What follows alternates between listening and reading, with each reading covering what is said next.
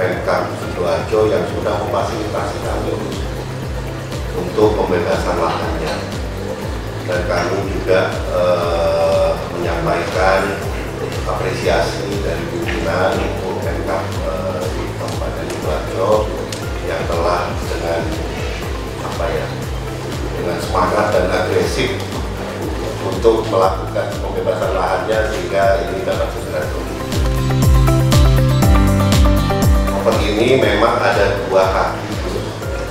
Yang pertama itu yang dari arah selatan menuju ke bandara.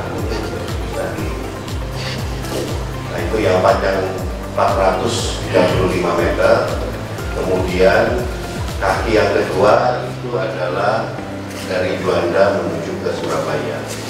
Itu panjangnya 423 meter.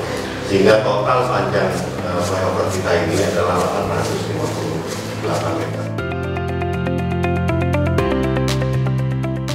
Kami sangat terbantu sekali, sangat senang sekali, termasuk juga kalau ada masukan apapun dari kalian besar, kami akan sangat merasa senang